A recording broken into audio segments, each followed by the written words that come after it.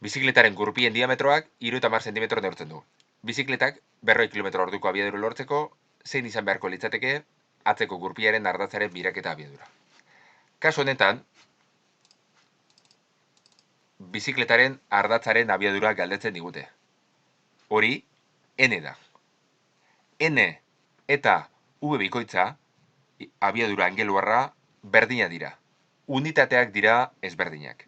Beraz, erabili behar dugun formula da V berdin V bikoitza bider R. V bikoitza isolatzen dugu, eta hor ematen digun datua radiant segundutan egongo da. Hori, bira minututara aldatu egin beharko dugu. Beraz, errepasatu sariketa. Ematen digute bizikletaren gurpiaren diametroa, 30 cm, egin behar duguna da erradioa metrotara pasatu, 0,5 metro.